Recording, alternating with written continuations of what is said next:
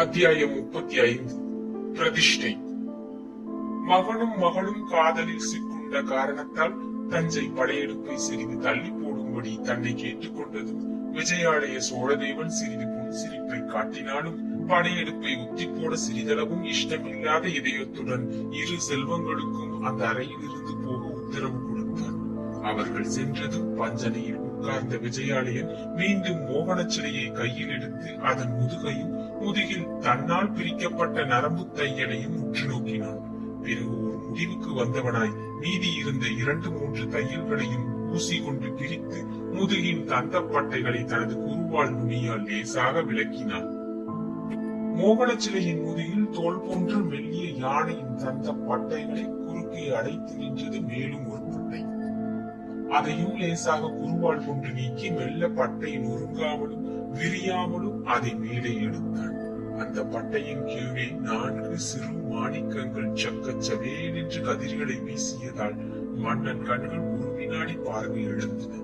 மறுவினாடி அவன் கண்கள் அந்த மாணிக்கங்களின் ஒளிவீச்சுக்கு தங்களை சரி செய்து கொண்டதும் மன்னன் அவற்றை சிறிதும் அழுக்காமல் மோகன சிலையை படுக்கையில் உட்புற கிடத்திவிட்டு அரை கதவை தாளிட்டு திரும்பினான். திரும்பிய பின்பு முதுகிலிருந்து எடுத்த தந்த பட்டைகளை ஆராய்ந்தான். பட்டைகள் மிக மெல்லியதாய் துணி போல் வளையக்கூடிய வண்ணம் பதனப்படுத்தப்பட்டிருந்தன. சிலையில் அவை திணிக்கப்பட்டு 6 நூற்றாண்டுகள் முடிவிட்ட போதிலும் அவற்றின் வளவளப்போ மஞ்சள் நிற அழகோ சிறிதும் மாறுபடவில்லை என்பதை சோழ மன்னன் கவனித்தான். 6 பட்டைகள் ஒன்றால் இணைக்கப்பட்டு ஒரே பட்டை போல் காட்சியளிக்கும்படி செய்யப்பட்டிருந்தாலும் மொத்தத்தில் ஏதோ ஒளிச்சுவடி போன்ற ஒரு அமைப்பை அவை பெற்றிருந்தன. இந்த தந்த சுவடிகளை ஒவ்வொன்றாக புரட்டினான் விஜயாலயன். ஆனால் அந்த பட்டைகள் எதிலும் எவ்வித ரகசியமும் குறிக்கப்படாமையால் அவை முதுகுக்கு புஷ்டியளிக்கவே பொருத்தப்பட்டிருக்க வேண்டும் என்ற முடிவுக்கு வந்தான். ஆகையால் அதை நான் ஏன் பிரித்தேன் என்ற எண்ணத்துடன் அவற்றை மீண்டும் இணைத்து பழையபடி முதுகில் புதைத்து விடலாம் என்று எண்ணிய சமயத்தில் சட்டென்று ஒரு யோசனை தோன்றவே மோகன சிலையில் இருந்த மாணிக்கங்களை கையில் கொட்டிக்கொண்டு எழுந்திருந்தான். அவற்றை பஞ்சனையில் வைத்துவிட்டு பக்கத்தில் தந்தப்பட்டைகளையும் வைத்தான். ஒரு வினாடி பெரிதும் பிரமித்து நின்றான். மாணிக்கங்களின் செவ்விய ஒளி வீச்சில் பக்கத்தில் இருந்த தந்தப்பட்டைகளில் பச்சை நிற எழுத்துக்கள் தோன்றலாயின. மாணிக்கங்களுக்கும் பட்டைகளுக்கும் ஏதோ சம்பந்தம் இருக்க வேண்டும் என்று உணர்ந்து கொண்ட சோழ மன்னன் பஞ்சனை கருகில் தரையில் மண்டியிட்டு உட்கார்ந்து மாணிக்கங்களின் ஒளியில் முதல் பட்டையை எடுத்து நீட்டினான். சிறிதும் அழியாது அன்று போல் தீட்டப்பட்ட பச்சை நிற எழுத்துக்கள் அவன் கண்களுக்கு மிக தெளிவாக தென்பட்டன. முதல் பட்டையில் தீட்டப்பட்டிருந்தன புகார் மன்னன் இளஞ்சை சென்னி தனது பரம்பரைக்கு எழுதும் மடல் என்ற சொற்கள். அந்த சொற்களுக்கு கீழே 17 சின்னஞ்சிறு சூரிய பிம்ப சித்திரங்கள் தெரிந்தன. அவற்றின் அழகை நீண்ட நேரம் பருகிய விஜயாலயன் அந்த தந்த ஓலையை புரட்டினான். பின்பக்கத்தில் இருந்து தொடர்ச்சியாக வாசகங்கள் சின்னஞ்சிறு எழுத்துக்களில் தெரிந்தன. ஒவ்வொன்றிலும் 6 வரிகள் இருந்தன. அந்த பக்கங்களை மிக மெதுவாக ஊன்றி படித்தான் விஜயாலயன். அவற்றில் பின்வருமாறு எழுதப்பட்டிருந்தது: இளஞ்சை சென்னி சொல்கிறேன் கேள். இதை ஒருவன் தான் பிரிக்க முடியும். அவன் பெயருக்கும் வெற்றிக்கும் பொருத்தம் இருக்கும். அந்த வெற்றி பொருள்படும்படியாக வேறு மொழியில் இருக்கும்.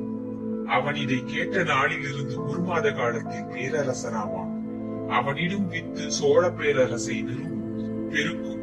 அடுத்த 11 தலைமுறைகளில் சோழர் அரசு பெரிதும் விரிந்து கடலுக்கு அப்பாலும் செல்லும்.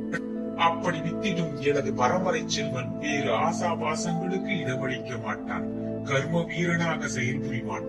அந்த சாம்ராஜ்ய தலைநகர் இப்போதுள்ள 2 தலைநகரங்களான புகாரிலும் இருக்காது, உறையூரிலும் இருக்காது. இந்த பட்டையை அவன் தொடும் காலத்தில் புகார் சீரழிந்து கிடக்கும், உறையூர் பலவீனப்பட்டு கிடக்கும். ஆகவே 2ஐயும் அவன் துறந்து வேறு நிலையான இடத்தில் தலைநகர் அமைப்பான். அந்த தலைநகரில் பல அரசரும் சோழர்களிடம் தஞ்சமடைவார்களாதலால் அது தஞ்சை எனப்படும். இந்த ஓலையை என் குலத்தான் கையில் எடுக்கும் வரை தமிழகம் இருளில் மறைந்து கிடக்கும். இதை அவன் எடுத்த பின்பு இந்த மாணிக்கங்களின் இரத்த ஒளி போல் எதிரிகள் ரத்தம் தமிழகத்தில் பெருகியோடும். இருந்த இருள் அந்த ஒளியில் அழியும். இந்த சிலையும் நாகத்தின் இரத்த பலியால் கண்டெடுக்கப்படும். இதை கண்டெடுப்பவன் பெயர் வரலாற்றில் வராது. நாகசர்வ சாபம் அது. ஆனால் அவன்பால் சோழ பேரரசை நிறுவ உதவும். இந்த 6 பட்டைகளில் இவ்வளவுதான் இருந்தது. கடைசி படையின் பின்புறத்தில் ஒரு குறிப்பு மட்டும் இருந்தது. இந்த சுவடிகளை பழையபடி சிலையில் மறைத்து தைத்து விடு. கிழக்கே கடலுக்கருகில் ஓரிடத்தில் புதைத்து விடு. அந்த இடத்துக்கு நாகப்பட்டினம் என்று பெயர் வரும். மீண்டும் இது நாகதேவதையால் பாதுகாக்கப்படும். இந்த வரிகள் தமிழ் தந்த முனிவர் அகத்தியர் நாடியிலிருந்து எடுக்கப்பட்டவை என்று காணப்பட்டது குறிப்பு. கீழே 11 சூரிய பிம்பங்களும் காணப்பட்டன. அதில் 11 தலைமுறைகளின் அரசர் பெயர்களும் மிக நுணுக்கமாக குறிக்கப்பட்டிருந்தன. அவற்றின் தலையில் இருந்தது ஆதித்தன் என்ற பெயர். இந்த சிலையின் தாயின் உருவம் பெற்றது என்றும் இருந்தது. இந்த அற்புதத்தை படித்த விஜயாலயன் நெடுநேரம் மண்டியிட்ட நிலையிலிருந்து எழுந்திருக்கவில்லை. மீண்டும் மீண்டும் இளஞ்சீர் சென்னியின் தீர்க்க தரிசனம் அவன் புத்தியில் நடமாடி பெரும் பிரமிப்பை அளித்தது. 6 நூற்றாண்டுகளுக்கு பின்பாக வரப்போவதை சொல்ல ஒரு நாடு இருக்குமானால் அது தமிழ்நாட்டுக்கு சொத்து. அதை கண்டுபிடிக்க வேண்டும் என்று தனக்குள் சொல்லிக் கொண்டார். பிறகு சிலைக்குள் அந்த தந்த பட்டைகளை சரியாக அடுக்கி மிக மெதுவாக திணித்தான். பிறகு பயபக்தியுடன் அதன் முதுகையும் தைத்தான் பழையபடி. பிறகு கீழே விழுந்திருந்த மெழுகு துகள்களை கையால் திரட்டிக் கொண்டு அரை சாளரத்தின் மூலம் வெயிலில் காட்டினான். அந்த சாதாரண வெயிலுக்கும் மெழுகு உருகும் அற்புதத்தை கண்ட சோழதேவன் அதை மீண்டும் சிலையின் முதுகில் தடவி அழுத்தினான். அதற்கு பிறகுதான் கதவை திறந்து அமைச்சரை அழைத்தான். அவன் அழைப்பை கேட்ட 2 காவலர் அமைச்சரை அழைத்து ஓடினார்கள். சற்று நேரத்தில் அமைச்சரும் வந்தார். அரச மக்களும் வந்தார்கள். அவர்கள் மூவரையும் நோக்கிய விஜயாலயன், நீங்கள் அனைவரும் நீராடியாகி விட்டதா என்று விசாரித்தால் சற்று சலனப்பட்ட குரலில். நீராடி விட்டோம் என்று மற்றவர்களுக்கு பதிலாக அடுத்தனே பேசினான். சரி, எல்லோரும் பூஜா கிரகத்துக்கு வாருங்கள் என்று அழைத்துக் கொண்டு உப்பரிகை படிகளில் இறங்கிச் சென்றான் விஜயாலயன். மூவரும் அறையில் வந்த போதே மன்னன் கண்களில் ஏதோ ஒரு அற்புத ஒளி இருப்பதை கண்டார்கள். அவன் பார்வையில் மட்டுமின்றி நடையிலும் பிரமிப்பும், ஏதோ ஒருவித நடையிலும் கனவும் இருப்பதை மூவரும் பார்த்தார்கள். ஆனால் யாரும் அதை பற்றி மன்னனை கேட்கவில்லை. கனவில் நடப்பவன் போல் மோகனச் சிலையை கைகளில் ஏந்தி முன்னே மன்னவன் நடக்க பின்னால் மற்ற மூவரும் நடந்து சென்றார்கள். நேராக பூஜை அறையை நாட்டிய மன்னன் சற்றென்று அதன் வாயிலேயே நின்று எதையோ உற்று கேட்டான்.